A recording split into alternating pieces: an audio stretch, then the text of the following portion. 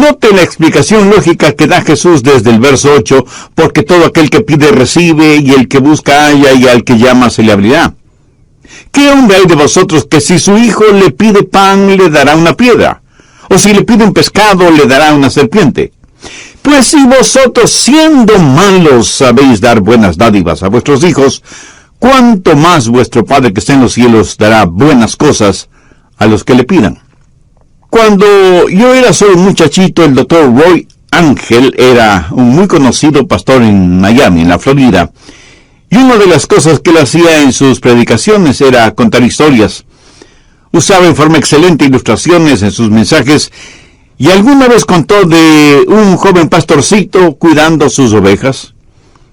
Un día ese joven pastor vio en el suelo una flor de increíble belleza. Se arrodilló para mirar más de cerca esa flor y le fascinó tanto que con sumo cuidado la sacó con raíz y todo del suelo, y poniéndose de pie y teniendo la flor en la palma de sus manos, la contempló más de cerca. Cuando así lo hizo, una montaña cercana pareció que se abrió por la misma mitad. Unas enormes puertas se abrieron de par en par en la montaña, y los brillantes rayos del sol iluminaron toda clase de tesoros en esa montaña abierta.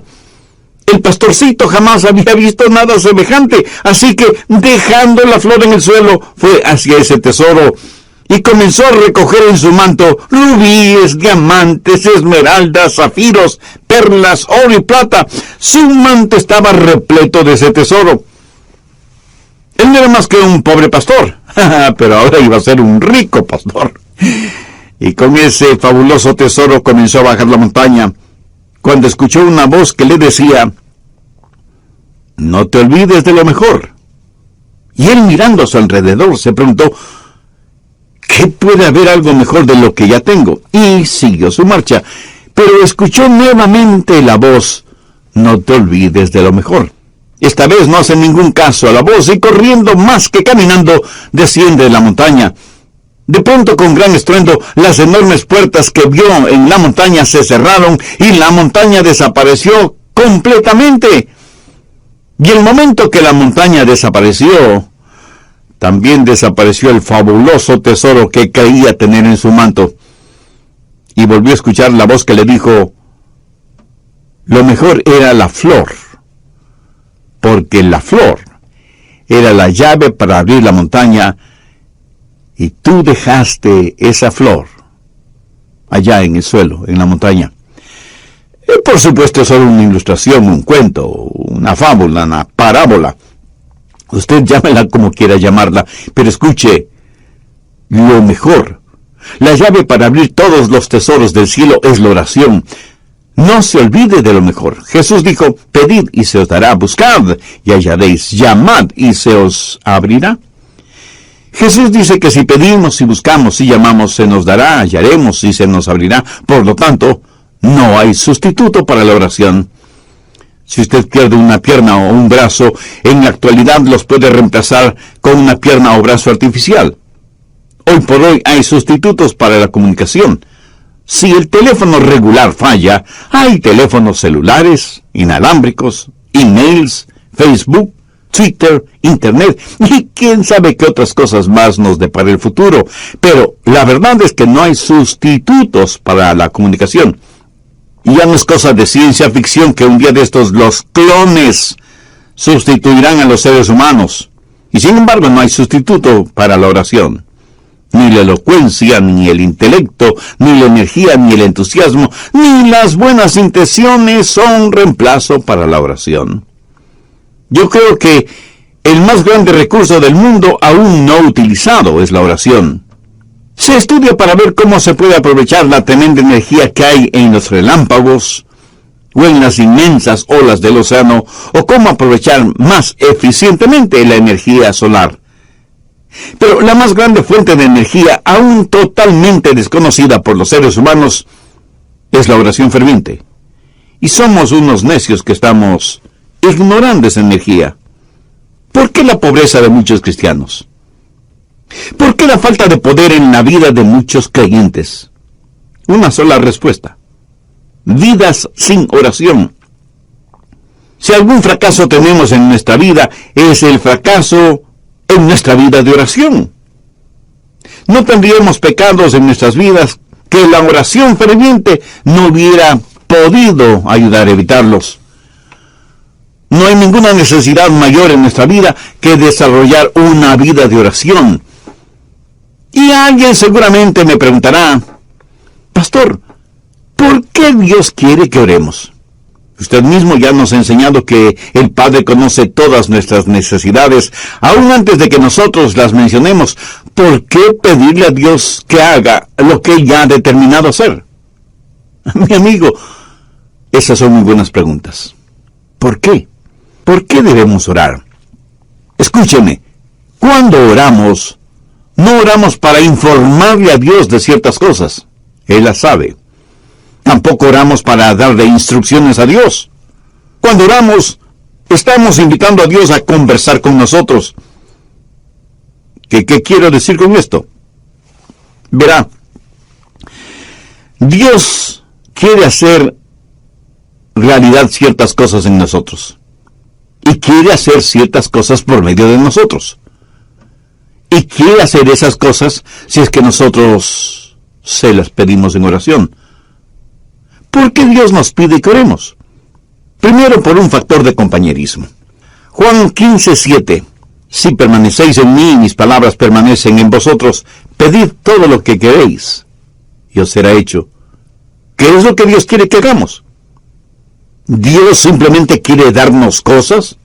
¿O quiere Dios tener comunión, compañerismo con nosotros? Dios quiere que tengamos comunión con Él. Por lo tanto, Dios dice que oremos porque por medio de la oración permanecemos en Él y Él en nosotros. Dios puede estar sin nosotros, pero nosotros no podemos estar sin Dios. Cuando usted ora y Dios contesta, usted habita en Él y Él en usted. Somos colaboradores de Dios. Pablo en 2 de Corintios 6:1 dice, así pues nosotros como colaboradores suyos. ¿Lo ve? Hay este factor de la comunión, del compañerismo, de la amistad. Segundo, el factor del desarrollo. No hay nada que pueda ayudarle a crecer como cristiano que la oración. Cuando permanece en el Señor Jesucristo y Él permanece en usted, crecerá espiritualmente en la misma proporción que la que ora. ¿Alguna vez se ha preguntado por qué Dios no contesta sus oraciones inmediatamente? Sencillamente porque Él quiere que usted crezca un poquito más cada día. José es un joven que está tratando de tener una cita con Rosita, así que le invita para que salgan juntos. Ella lo mira unos instantes y piensa, no tiene buenos modales, no es gentil, tiene mal aliento, no se viste adecuadamente, tiene las uñas sucias y sus zapatos están viejos y sucios. Así que Rosita le dice a José, no puedo salir contigo, estoy muy ocupada. Y entonces él piensa, ¿por qué no querrás salir conmigo? ¿Qué podrá hacer? Más tarde le pregunta a un buen amigo suyo, Raúl, quise tener una cita con Rosita, pero ella prácticamente me rechazó. ¿Tienes tú una idea de por qué? Y Raúl, como buen amigo, le dice, ¿quieres que sea completamente honesto con mi respuesta? Por supuesto que sí. Y Raúl, después de respirar profundamente, le dice, mira, José, tienes mal aliento. ¿Cómo que yo tengo mal aliento? No puede ser. José, estoy siendo honesto contigo. Y José va y compra un agradable enjuague bucal, usa una pasta dentífrica que refresca el aliento, y después de algunos días vuelve a invitar a Rosita, y Rosita vuelve a decirle que no. Otra vez va a consultar con Raúl, y Raúl le dice, pero mira la manera en que estás vestido. No tienes un espejo. Tu camisa está más que sucia, hueles muy mal, parece que no usas nada contra el mal olor de tus axilas, y mira tus zapatos, más horribles no pueden ser. Después de un par de semanas, José va nuevamente donde Rosita, pero luce diferente. Su ropa está limpia, está bien afeitado y masculinamente peinado. De su cuerpo se desprende un suave olor, como brisa marina. Sus uñas están recortadas y limpias, y sus zapatos parecen de charol. Y le dice: Rosita, ¿quieres salir conmigo? Te invito a tomar unos helados. Y casi no lo pudo creer cuando ella le contestó: José, me dará mucho gusto salir contigo. Y los dos tuvieron una tarde maravillosa. Sí, yo sé que esto es solo una ilustración, pero escúcheme. Algunas veces nos acercamos a Dios y simplemente le decimos: Dios, haz esto. Pero hay algo que Dios quiere que nosotros hagamos primero, y es orar, porque la oración ayuda a desarrollar nuestras vidas. Cuando Dios no nos da algo que le hemos pedido, enseguida preguntamos: ¿por qué Dios no contesta mis oraciones? Y el Espíritu Santo nos dice: porque hay pecado en tu vida, eres egoísta, eres carnal, te interesa más lo temporal y material que lo espiritual y eterno. Mi amigo, marque mis palabras. Hay un factor de desarrollo en nuestras vidas cuando oramos. Dios nos hace crecer por medio de la oración. Tercero, el factor de la dependencia en la oración. Dios nos hace crecer espiritualmente por medio de la oración. Jesús dijo en Juan 15:5, porque separados de mí, nada podéis hacer. Si Dios contestara nuestras oraciones automáticamente, no habría ningún crecimiento. Pero si nunca tuviéramos que orar, no habría ninguna dependencia. La oración es la forma en que nos fusionamos con Dios. Y esa es una maravillosa promesa. Pedid, buscad, llamad. Pero no solo una promesa que reclamar, sino un proceso a seguir. ¿Alguna vez ha puesto atención a los verbos en este versículo? Pedir, buscar, llamar. Eso es un proceso que va creciendo en intensidad. Pedir para recibir, buscar para encontrar, llamar para que se nos abra. Así, este versículo es una promesa y un proceso. La promesa de que Dios nos escuchará. Enfoquemos este punto. Usted se acerca a Dios y le pide algo. ¿Sabía que el más grande problema en la oración no es la oración no contestada, sino la oración no verbalizada? Muchos ni siquiera llegamos a pedir. Santiago 4:3 dice: pedís y no recibís, porque pedís mal. Pero la oración no verbalizada no solo es una tragedia, sino que es un pecado. El profeta Samuel dijo: lejos sea de mí que peque contra Jehová, cesando de rogar por vosotros. Una y otra vez la Biblia no solo nos invita a orar, sino que nos ordena orar. Busque Lucas 18:1. También les refirió Jesús una parábola sobre la necesidad de orar siempre y no desmayar. Y en Marcos 14:38, Jesús les dijo a los discípulos: velad y orad para que no entréis en tentación. Escúcheme, cada vez que pecamos es porque hemos fracasado en orar como debíamos hacerlo. Y Pablo dice que no debemos estar afanosos por nada, sino que debemos dar gracias por todo. Y que con oración y ruego debemos hacer conocer nuestras peticiones a Dios. La razón por la que estamos tan llenos de preocupaciones y ansiedades es porque no hemos aprendido a orar.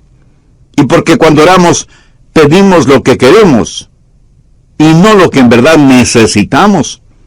Una buena manera de probar si lo que pedimos es correcto o incorrecto es preguntándonos: ¿puedo pedirle esto a Dios?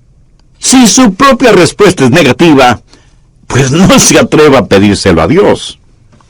Y si es incorrecto pedírselo a Dios, entonces es incorrecto el tenerlo o el hacerlo. No divida su vida entre lo secular y lo sagrado. No piense que cuando ora, Dios está interesado en unas cosas y no en otras. Se puede imaginar a Jesús viviendo de esa manera. Cada día es un día santo. Y cuando estamos en la voluntad de Dios, todo lo que pidamos en oración, le puedo asegurar que estará de acuerdo con la voluntad de Dios. Y si usted me pregunta: pastor, ¿Y qué de las cositas pequeñas? Porque yo oro solo por las cosas grandes. Mi amigo, ¿qué es pequeño o qué es grande delante de Dios? Debemos orar por todas las cosas. Sí, ore por la salud de su cónyuge o sus hijos, ore por su trabajo o su negocio, pero ore también por el fin de semana o las vacaciones con su familia. Pastor, ¿qué si es que quiero las cosas equivocadas? ¿Debo orar por eso? Por supuesto que sí. Pero ore para que Dios le quite ese deseo que tiene por las cosas equivocadas.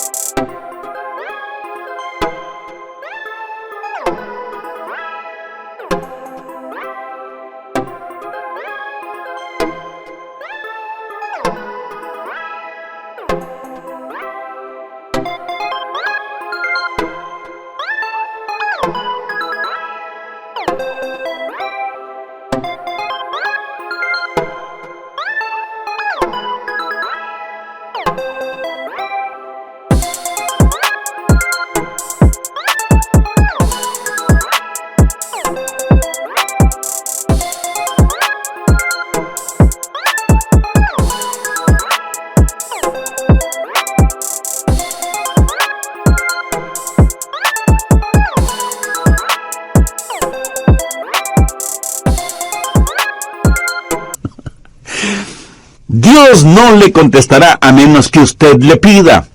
Y eso significa que usted expresa un deseo. Pero cuando usted busca, eso es una experiencia descubierta. Verá, muchas veces pedimos las cosas equivocadas. Muchas veces no estamos en posición de pedir nada. Muchas veces las cosas por las que pedimos son totalmente desconocidas para nosotros. Así que la oración verdadera está eslabonada con la búsqueda. Y el propósito, la voluntad de Dios, pudiera ser que necesitamos buscar. Un día una señora me llamó y me dijo, Pastor, necesito que venga a mi casa. Tengo necesidad de que ore conmigo por algo muy importante. Así que fui a su casa y ella me dijo, Pastor, mi hijo es un borracho y a su esposa, mi nuera, le diagnosticaron cáncer. Le he pedido a mi hijo que venga para que usted ore por nosotros.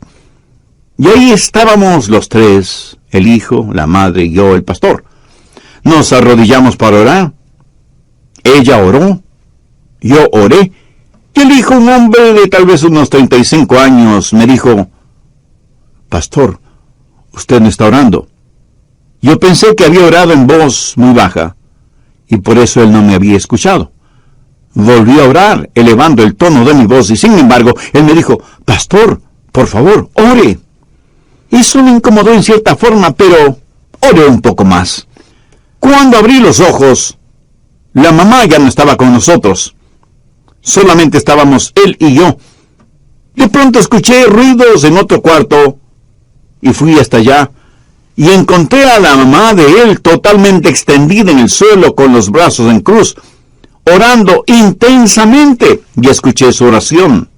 Era como si ella en su oración estuviera abriendo las puertas del cielo, llegando hasta el trono de Dios, y ahí depositar la angustia de su corazón. Le escuché hacerle acuerdo a Dios de sus promesas, derramando su alma en favor de su hijo. Y me di cuenta de algo.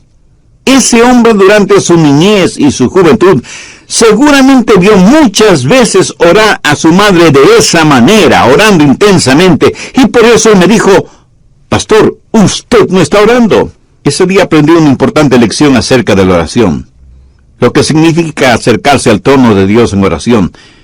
Y eso, mi amigo, no solo es una oración que pide, sino una oración que busca.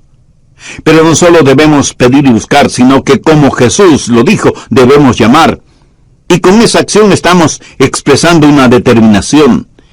El llamar significa que no nos detendremos hasta que obtengamos aquello que le pedimos a Dios, o hasta cuando Dios nos diga no. Veamos Lucas 11 por un momento, desde el verso 5. Les dijo también, ¿quién de vosotros que tenga un amigo va a él a medianoche y le dice, amigo, préstame 3 panes, porque un amigo mío ha venido a mí de viaje, y no tengo que ponerle delante. Y aquel respondiendo desde adentro le dice, no me molestes, la puerta ahí está cerrada, y mis niños están conmigo en cama, no puedo levantarme y dártelos. Os digo que aunque no se levante a dárselos por ser su amigo, sin embargo por su importunidad se levantará, y le dará todo lo que necesite. Esa es la parábola. Ahora mire los versos 9 y 10. Y yo os digo, pedid, y se os dará. Buscad, y hallaréis. Llamad, y se os abrirá. Porque todo aquel que pide, recibe. Y el que busca, halla. Y al que llama, se le abrirá. Ahora usted tiene que entender algo sobre esos tiempos bíblicos. Era totalmente, absolutamente impensable que un amigo viniera a su casa y usted no le brindara hospedaje y alimentación. La hospitalidad es algo sumamente valiosa en el Medio Oriente. Así que un amigo llega a casa de su amigo después de un largo viaje y le dice, Juan, ¿podrías darme albergue esta noche? Y el anfitrión le dice, qué gusto de verte, mi amigo. Por supuesto que puedes quedarte aquí. Siempre eres bienvenido. Pasa, pasa. Mi esposa te preparará algo para comer. Pero la esposa, en voz baja, le dice, pero no tenemos nada que ofrecerle para comer. Y él asimismo en voz baja le dice, no te preocupes, querida, salgo de inmediato a conseguir algo. Y va donde su buen vecino Pedro, aunque ya casi es la medianoche. Golpea varias veces la puerta de la casa de Pedro, hasta que finalmente una voz bastante malhumorada dice, ¿quién es y qué quiere? Pedro, soy Juan, y necesito que me prestes unos pocos panes. Por favor, no me molestes, ¿no sabes qué hora es? Pedro, necesito tu ayuda. Te digo que no me molestes. Ya estoy en la cama con mis hijos. Hagamos un paréntesis. Las casas en esos tiempos eran diferentes a nuestras casas en la actualidad. Por lo general, la parte de abajo, la que para nosotros sería el primer piso, era en verdad un establo. Por la noche ahí ponían a todos los animales para que el calor del cuerpo de todos esos animales abrigara la casa. Una especie de calefacción animal natural. Las familias vivían encima de ese establo y el espacio no era demasiado grande, por lo que todos dormían en un solo cuarto. Y cuando alguien se despertaba y se levantaba, pues despertaba todo el mundo. Y las cerraduras en esos tiempos eran muy complicadas. No era cuestión sencillamente de utilizar la llave. Había que bajar del segundo piso, despertando a todos, cruzar entre los animales, hacer un tremendo ruido quitando las seguridades de la cerradura. Así que para cualquiera no era fácil simplemente bajar y abrir la puerta. Pero Juan insistió e insistió hasta que Pedro, para que no le moleste más, le dio los panes que necesitaba. Lo hizo no necesariamente porque Juan era su buen amigo, sino porque Juan fue insistente. No aceptó un no como respuesta. Y de eso está hablando Jesús, de la persistencia en la oración. ¿Cuántos de nosotros oramos de esa manera? Note que en este versículo los verbos están en tiempo presente, lo cual significa manténganse pidiendo, manténganse buscando, manténganse llamando. La oración no es una carrera de velocidad, más bien es una larga maratón. En el Evangelio de Lucas capítulo 18, Jesús también habló acerca de una viuda que fue donde un juez injusto, buscando justicia. Este juez no tenía miedo de Dios ni de los hombres. Era un ateo, un juez ególatra. Y la viuda venía una y otra vez porque necesitaba hablar con el juez. Finalmente el juez falló a favor de la viuda porque, como ese juez mismo lo dijo, no quiero que me agote la paciencia. Esta ilustración la utilizó Jesús para poner de relieve que si un juez injusto puede actuar de esa manera, ¿cómo un juez justo no va a escuchar nuestras oraciones? Dios no es como un juez injusto. Y si Dios, el juez justo, nos contesta, no es para librarse de nosotros antes de que se le acabe la paciencia. Dios quiere que persistamos en la oración, porque Él está haciendo algo en nosotros y por medio de nosotros. Y siempre vamos a encontrar a Jesús enseñando la persistencia en la oración. Y sea que usted lo entienda o no, es una enseñanza bíblica. Permítame también mencionar a la mujer sirofenicia, que desde lo que es hoy el Líbano, se acercó a Jesús para buscar ayuda para su hija que estaba poseída por un demonio. Es profundamente interesante la conversación de Jesús con esa mujer griega. Vayamos al capítulo 7 de Marcos, desde el verso 26. La mujer era griega y sirofenicia de nación, y le rogaba que echase fuera de su hija al demonio. Pero Jesús le dijo: deja primero que se sacien los hijos, porque no está bien tomar el pan de los hijos y echárselo a los perrillos. Respondió ella y le dijo: sí, Señor. Pero aún los perrillos debajo de la mesa comen de las migajas de los hijos. Entonces le dijo: por esta palabra, ve, el demonio ha salido de tu hija. Y cuando ella llegó a su casa, halló que el demonio había salido, y a la hija acostada en la cama. Cuando Jesús usó la palabra perrillos, hacía referencia a perritos mascotas. Note que la mujer no se siente ofendida por eso, y más bien le dice a Jesús que aún los perrillos están felices de comer las migajas de pan que caen de la mesa. En el original, ella no usa la misma palabra que Jesús utilizó para perrillos. Ella usó una palabra que describe a un perro callejero, flaco y sarnoso. Por eso Jesús se sintió conmovido y le otorgó a la mujer lo que le había pedido. Durante las horas finales de su pasión, Jesús oró a su Padre varias veces. Jesús, el Hijo de Dios, prevaleció en la oración. El apóstol Pablo habla de una espina en la carne y dice que 3 veces le pidió a Dios que se la quitara. Esto significa que Pablo tuvo 3 extensas sesiones de oración sobre un largo periodo de tiempo, hasta que Dios le contestó. Pero Dios no le contestó como Pablo se lo pidió, sino como Dios quiso contestarle. Elías oró por lluvia, y estando en el monte Carmelo, envió a su criado a ver si descubría alguna nubecita en el cielo. Nada. 6 veces dio la orden y 6 veces la misma respuesta. Nada. Pero a la 7ª vez el criado vio una nubecita del tamaño del puño de un hombre. Esto es una ilustración de la oración persistente de Elías, quien, juntamente con su criado, comenzó a caminar porque ya se escuchaba el sonido de una abundante lluvia. Ahora, ¿cómo saber cuándo pedir o cuándo dejar de pedir? ¿Cuándo buscar y dejar de hacerlo? ¿Cuándo llamar y dejar de hacerlo? Al respecto, permítame mencionar 3 pasos. Se detiene cuando Dios le da lo que usted ha pedido. A veces las respuestas de Dios son directas. Otras veces son diferentes. Algunas veces Dios demora sus respuestas, otras veces simplemente las niega. Pero ¿cómo saberlo? Tiene en su corazón. Quiero decir, algunas veces Dios le dirá: ya lo tienes, ya lo tienes. Y usted tiene la seguridad de que lo que ha pedido Dios ahora, ya se lo ha dado. Y usted comienza a alabarle por eso. Y debemos reconocerlo. Algunas veces Dios dice: no. Entonces usted simplemente deja de pedir. Y aunque Dios le haya dicho no, agradézcale. Porque Dios nos da solo cosas buenas.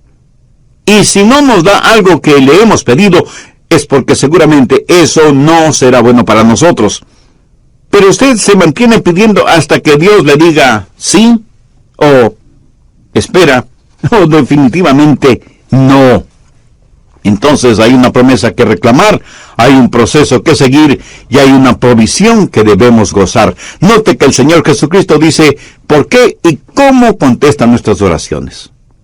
Volvamos a Mateo 7, desde el verso 9, y veamos cómo el Señor ilustra esto. Jesús hace la pregunta: ¿qué hombre hay de vosotros que si su hijo le pide pan, le dará una piedra? O si le pide un pescado, le dará una serpiente. Pues si vosotros, siendo malos, sabéis dar buenas dádivas a vuestros hijos, ¿cuánto más vuestro Padre que está en los cielos dará buenas cosas a los que le pidan? Ahora, ¿cómo sé que Dios va a contestar la oración? Pues note lo que Jesús está diciendo. Es algo razonable y que va de acuerdo a nuestra naturaleza humana. Tome un hombre que no ha sido salvado, un hombre que no conoce a Dios. Si sus hijos le piden comida, no les dará comida. Jesús dice que si nosotros, siendo malos, sabemos dar cosas buenas a nuestros hijos, ¿cuánto más nuestro Padre Celestial no nos dará cosas buenas si es que le pedimos? ¿Por qué sus oraciones serán contestadas? Pues porque Dios es bueno. Sabe eso con certeza en su corazón, en su mente. Dios es bueno. Dios se deleita en contestar sus oraciones. Dios quiere contestar sus oraciones porque nuestro Dios es un buen Dios. Pero Dios no solamente que es bueno, sino que además es sabio. Si usted le pide pan, tenga la seguridad de que no le dará una piedra. Él nunca nos dará algo que sea malo. En la Palestina abundan miles y miles de pequeñas rocas que por su color y su textura parecen pequeños panes. Si usted le pide a Dios pan, Él le dará pan, no una roca que parezca pan. Ahora escúcheme, si usted le pide una roca, Él no le dará una roca. Él no le dará ninguna cosa mala, aunque usted se lo pida. ¿Por qué? Porque Dios es bueno, sabio y capaz. Yo tuve un padre terrenal a quien amé mucho. Cuando cumplió sus 86 años, pensaba que tenía solo 40. Mi querido padre. Él tenía sus limitaciones como todos los seres humanos las tenemos. En cambio, mi Padre Celestial no tiene limitaciones. En Él tengo la simpatía de un padre y la soberanía de un rey. Él es un padre que me escucha y un rey que me contesta. ¿Por qué Dios contesta, escucha mis oraciones? Porque Él es un Dios bueno, sabio y soberano. ¡Qué poderoso Dios al que servimos! Nosotros somos unos necios si es que no aprendemos a orar. Jesús dijo que si pedimos se nos dará, si buscamos lo encontraremos, y si llamamos nos será abierto. La cosa más sabia que podemos hacer es aprender a orar. Es Dios su Padre Celestial. Aquí Jesús no está hablando a la gente perdida, está hablando a los salvados. Si el Señor Jesucristo aún no es su Salvador, significa que usted necesita ser salvo, y puede serlo ahora mismo, si ese es el deseo de su alma. Le invito a repetir conmigo una sencilla oración. Dígala con sus propias palabras, pero dígalas con profunda fe, con sinceridad y con convicción. Dios eterno y Padre Celestial, tú sabes que la oración no es uno de mis puntos fuertes. De hecho, es uno de los puntos más débiles de mi vida espiritual. Pero hoy me acerco a ti para pedir tu gracia y misericordia, no solo para que me perdones, sino también para que me ayudes a desarrollar mi vida de oración. Señor Jesús, tú siendo el